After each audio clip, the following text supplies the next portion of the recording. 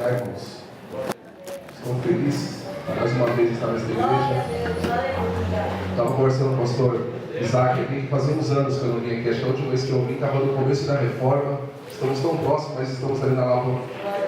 Acabamos ocupados com a obra do Senhor ali e saímos pouco, principalmente aos domingos. Mas hoje Deus preparou para estarmos aqui. E graças a Deus por isso. Quero dizer que, como o pastor falou, sou diácono, não sou pregador. O que eu gosto de fazer, sempre gostei, é evangelismo pessoal. É parar uma pessoa e falar de Jesus para aquela pessoa. Gosto muito de fazer isso. Tinha uma época da minha vida, morávamos ali na Vila Anastácio. Eu com os meus 18 anos, o meu irmão mais novo com os 12 anos. E todos os dias acordávamos 6h30 da manhã e pegávamos um bloquinho de folheto, cada um com 100 folhetos, e íamos para a estação de trem, a estação do Rio de Moraes, e evangelizar pessoas. Eles estavam saindo, vindo para o trabalho, né? Pessoas estavam indo trabalhar, recebendo folheto e falando de Jesus.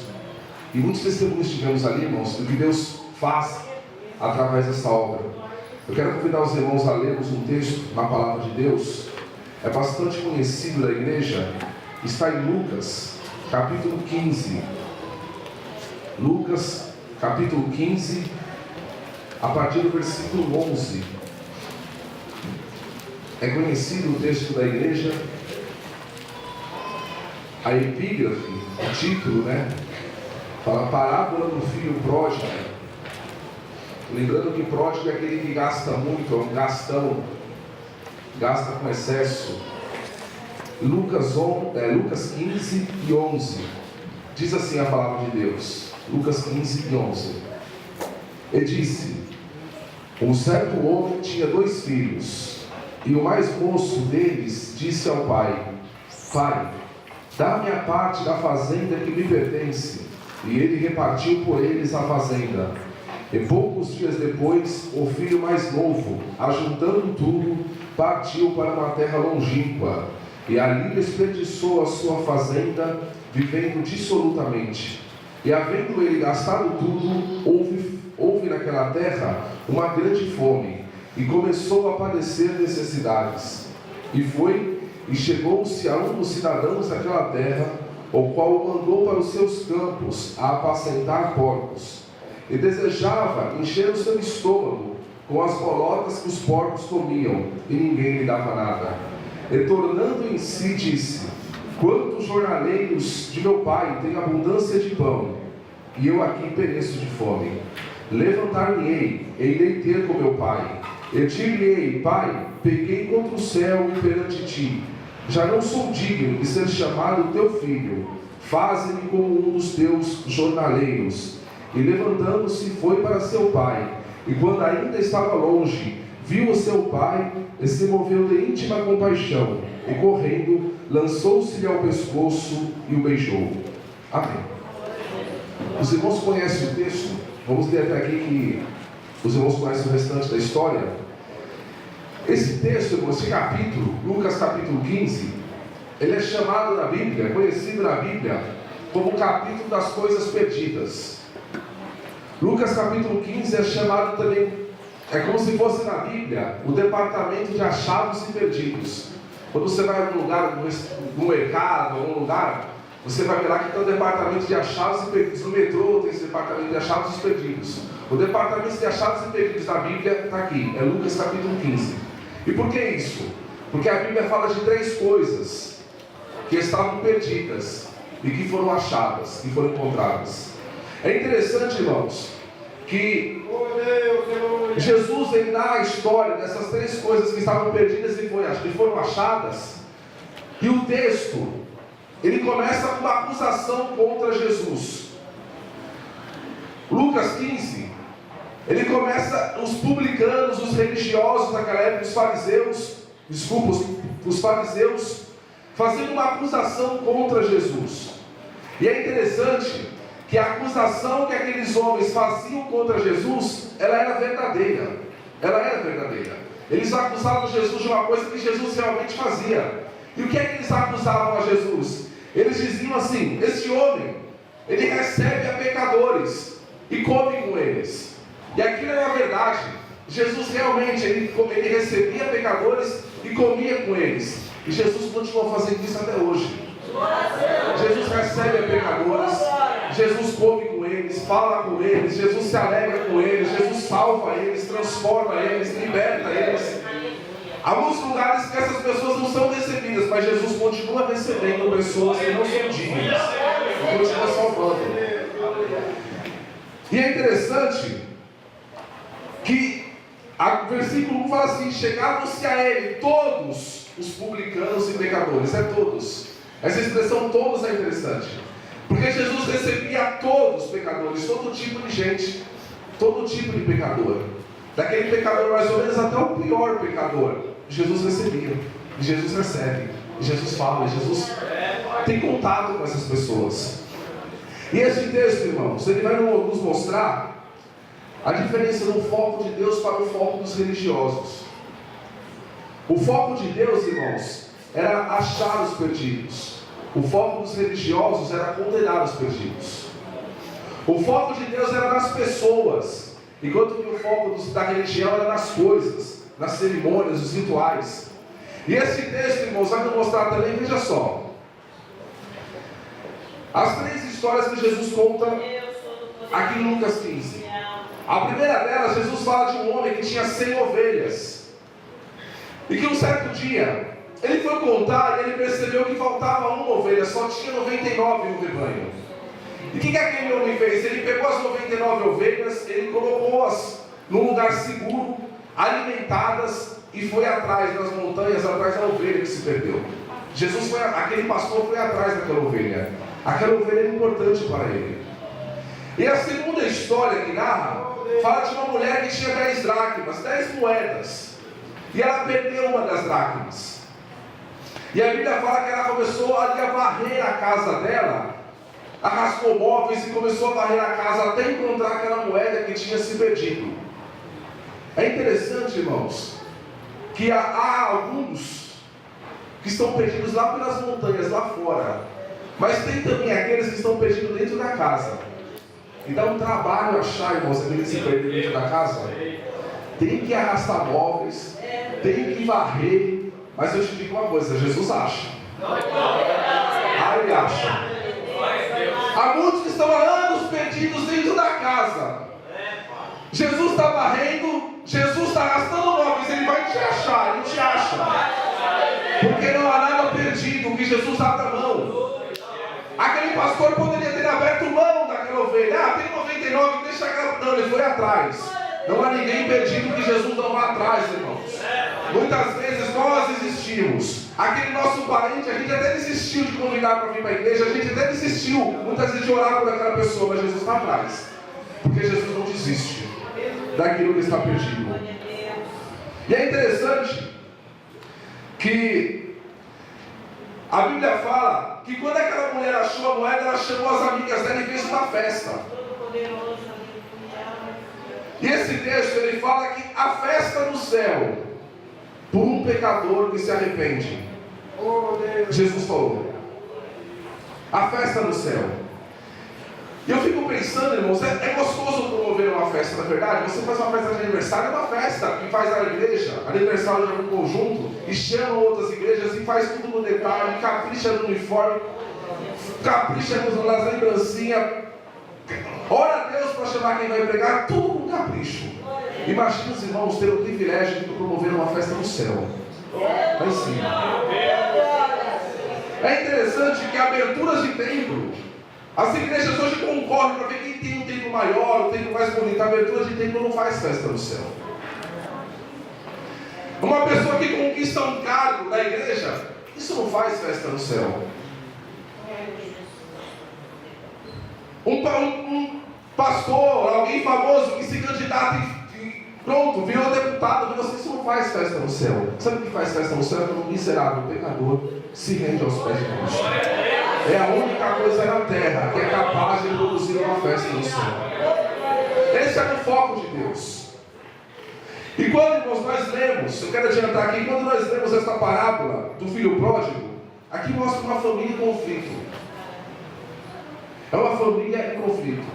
E eu estive estudando, irmãos, esse texto, e às vezes a gente se equivoca em relação a algumas coisas. Eu aprendi, irmãos, quando eu estudava esse texto, uma coisa, que o personagem principal desse texto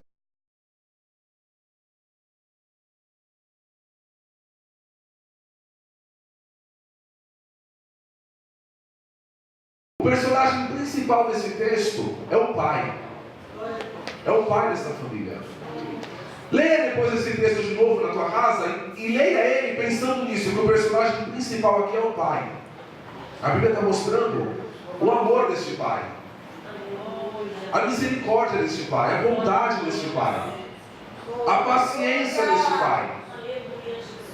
O personagem principal aqui é o pai. Ah, mas lá em cima está escrito assim, parábola do filho pródigo. Você sabia que essa epígrafe, esse título que são dados aos textos da Bíblia, não são do original? Foram dados depois? Existe um erro aqui. Não deveria chamar parábola do filho pródigo, deveria ser outro nome. Assim como a divisão entre capítulos e versículos não está no original. Isso foi feito para facilitar o nosso estudo. O texto aqui, irmãos, está mostrando a graça, as qualidades, a virtude deste pai. Porque veja só, o texto começa com um pedido absurdo.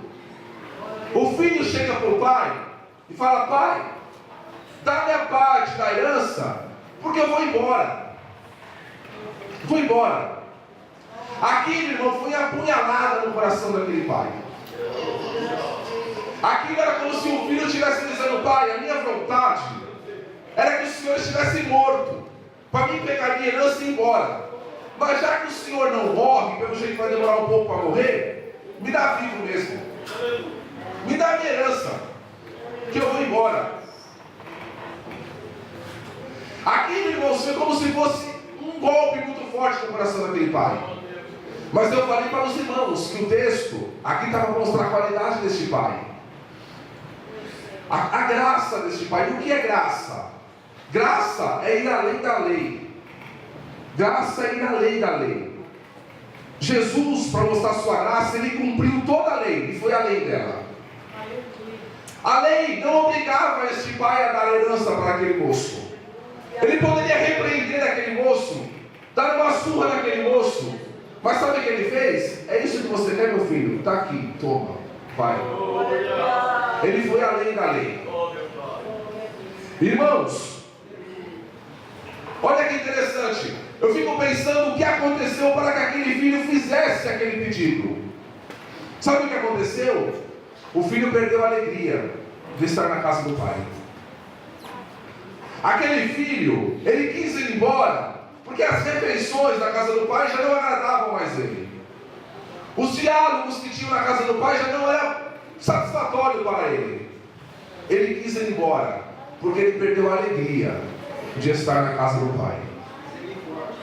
Irmãos, é um perigo nós perdemos a alegria de estarmos aqui na casa do pai.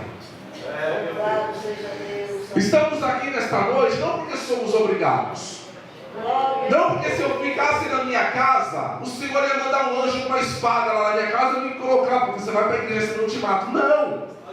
Estou aqui porque eu tenho prazer em estar aqui. Estou aqui porque eu gosto de estar aqui, eu amo estar aqui na presença do Pai. Irmãos, faz uns anos eu estava orando ao Senhor. Eu estava numa campanha de oração. Eu preciso orar mais. Eu gostava de orar bastante. Eu estava numa campanha. Às vezes fazia a campanha da meia-noite às 3, orando todos os dias. E um determinado, era um domingo para segunda. Eu tinha participado do culto. Dobrei no joelho e comecei a orar. Fazia uns 20 minutos. Eu senti a presença de Deus tão forte, que eu estava orando em voz audível, como eu estou falando com os irmãos, e eu me calei na hora. Eu me calei. E em espírito, eu falei com Deus. Eu falei, tem alguém grande no céu aqui. Em espírito eu falei, Senhor, me fala algo, me mostra algo, me entregue algo. E eu ouvi a voz do Senhor, irmãos, mais nítida do que os irmãos estão ouvindo a minha. Porque quando eu falo contigo, a minha voz entra no teu ouvido, ela passa pelo teu cérebro. E depois ela vai para o teu coração, se você acreditar naquilo que está falando. Deus já fala direto do coração. Deus, a voz de Deus não precisa passar pelo ouvido de ninguém, já fala direto lá na alma da pessoa. E o Senhor falou naquela noite comigo, dizendo, eu não estou feliz com o meu povo, estou triste. Porque há muita gente na minha casa me servindo com tristeza, me servindo por obrigação. me servindo só simplesmente pelo medo de ir para o inferno. E não é isso que eu quero. Oh, meu Deus. Irmãos, aquele filho perdeu a alegria de estar na casa do pai. Quando a gente perde a alegria, a gente perde a sensibilidade. A gente perde a sensibilidade. Se Deus falou amém, se Deus não falou amém também, tudo está na mesma. Olha que perigo. Os dois discípulos caminhando para Emaús, caminho de Emaús, para a aldeia. Jesus se apresenta no meio deles e começa a conversar com eles. Aí Jesus pergunta para eles o seguinte: por que está triste o vosso coração? Olha aí o coração triste. Por que está triste o vosso coração? Aí um deles, mal educado, olha para Jesus e diz assim: porventura tu és peregrino em Israel? Você é estrangeiro? Tu não ouviu falar o que aconteceu com Jesus, aquele que nós pensávamos que era o Cristo? Ele morreu. E até agora nada. Muito embora algumas mulheres tenham dito aí que ouviu alguma coisa, mas não vimos. Acabou. Aí Jesus olha para aqueles dois e fala: otários, nécios de coração, porventura não deveria acontecer dessa forma.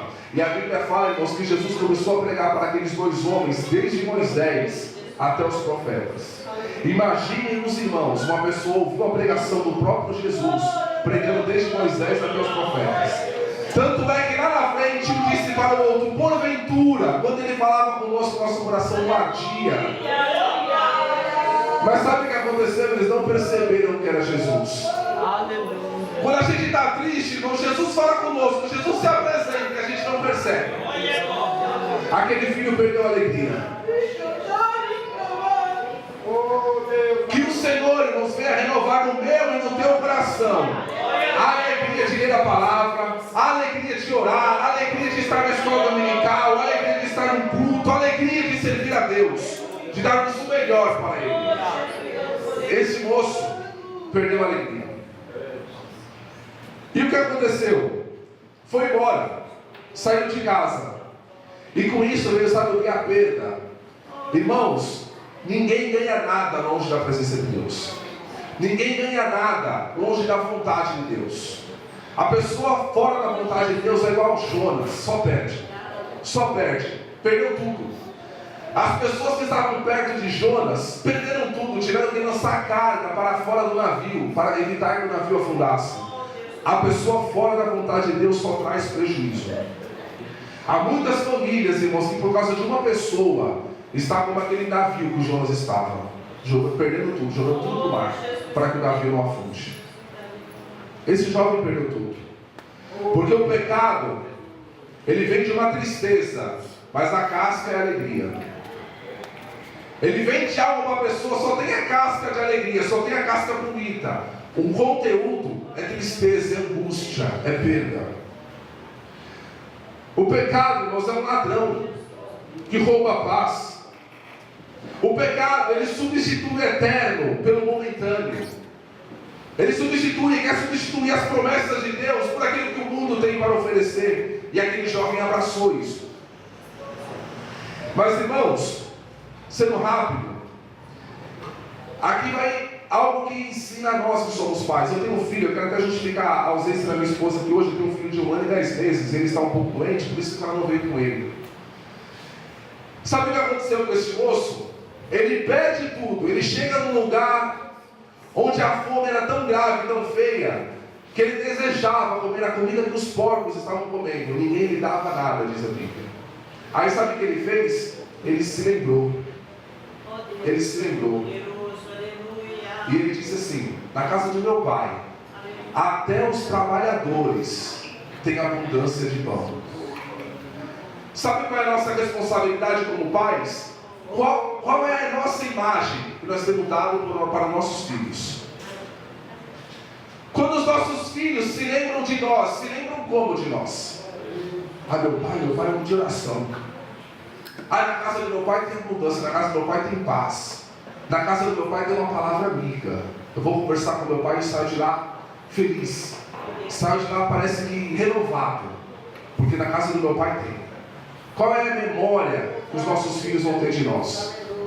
Irmãos, uma certa vez fazendo evangelismo infantil.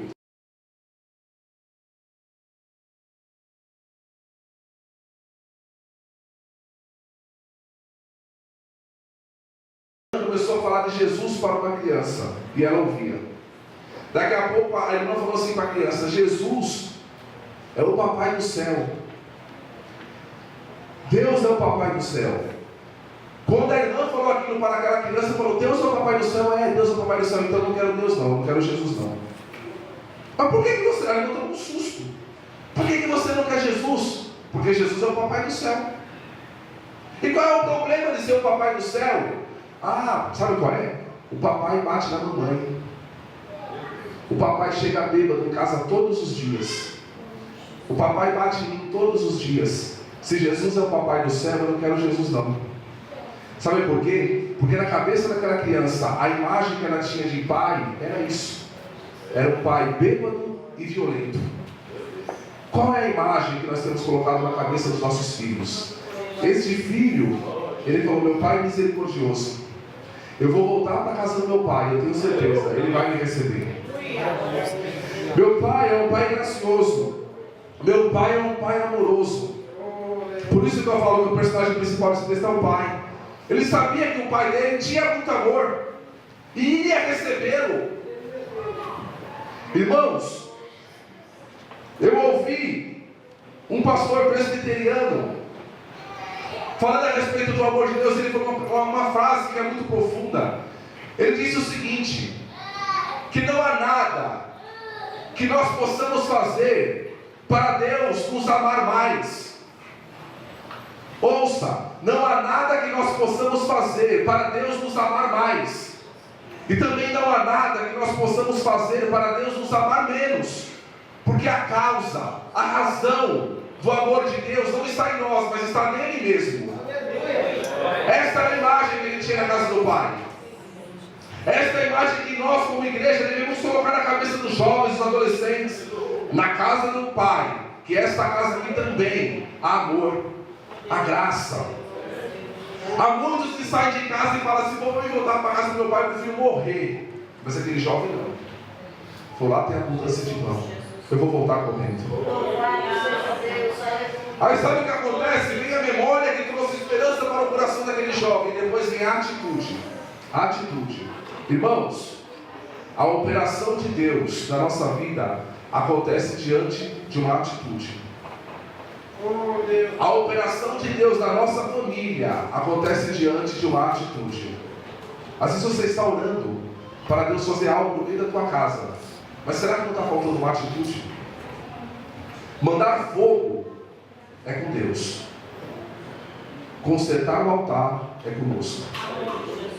Mandar o dilúvio é com Deus. Construir a arca é conosco. Ressuscitar o morto é com Deus. Tirar a pedra é conosco. Abrir o Jordão é com Deus. Mas pisar nas águas é comigo e é contigo. Vai ter que molhar o pé, pisa nas águas. Estancar o sangue é com Deus. Mas tocar nas vestes é conosco. O milagre de Deus acontece diante de uma atitude nossa. Aquele jovem tomou atitude. Ele se lembrou da casa do pai e ele disse: levantar-me-ei e irei para a casa do meu pai. Uma atitude que causou alegria no coração do pai, mas a mesma atitude causou inveja no coração do irmão. Foi uma atitude que restaurou a vida daquele moço. Quando ele chega em casa, irmãos, o pai estava esperando. Tinha um vestido novo para ele.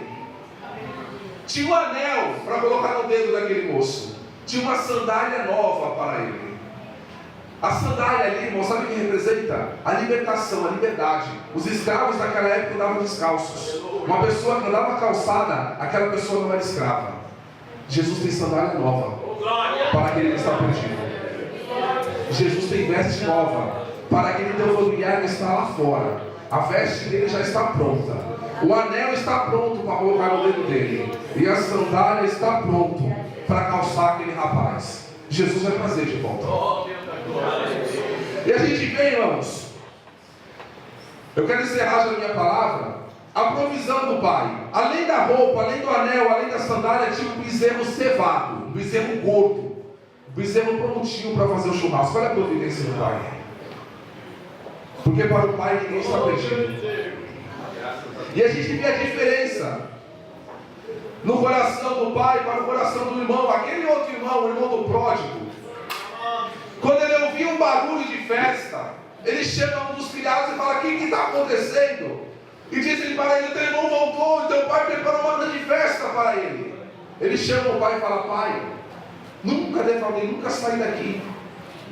Agora esse teu filho, olha o termo que ele usa, o teu filho gastou tudo que você deu para ele. Aí o pai olha para ele e fala: o teu irmão estava morto e reviveu. O teu irmão. Irmãos, eu quero fechar aqui agora e concluir dizendo o seguinte: nós temos que tomar cuidado. Sabe com o quê? Olhar as coisas com a ótica de Deus e não com a ótica daquele outro irmão que era religioso. Sabe qual era o problema daquele rapaz? Ele disse o seguinte: eu nunca saí da tua casa, eu nunca gastei o teu dinheiro, eu nunca tive uma festa como essa, nunca tive. Sabe qual é o problema? Ele estava satisfeito com ele mesmo. Eu nunca fiz isso. Irmãos, nós não podemos estar satisfeitos conosco mesmo. Tem um filósofo que fala o seguinte: que a pessoa não está satisfeita com ela mesma, ela morre, ela para, ela acaba. Não fique satisfeito com você mesmo. Sabe esse culto que você ofereceu a Deus hoje? Você poderia ter oferecido muito melhor que isso. Sabe este hino que você cantou hoje? Você poderia ter cantado muito mais espiritual do que isso. Sabe esta oração que você fez hoje? Você poderia ter feito uma oração muito melhor do que esta, muito mais viva, muito mais fogo do que esta. Esta palavra que eu preguei, eu poderia ter pegado uma palavra muito melhor do que esta. Não fique satisfeito com você mesmo. Não faça como o irmão do filho pródigo. Fala: Senhor, eu preciso melhorar. Aleluia. Aquele jovem aventureiro voltou para casa arrebentado, mas voltou melhor. Voltou com mais intimidade com o Pai. Voltou usufruindo mais das coisas do Pai. Não fique satisfeito. Você pode fazer mais para Deus. Você pode oferecer o melhor para o Senhor. Deus quer mais do que isso que você tem oferecido. Não seja como o irmão do pródigo. Ofereça o melhor. Que Deus abençoe a igreja. Em nome do Senhor Jesus. Amém.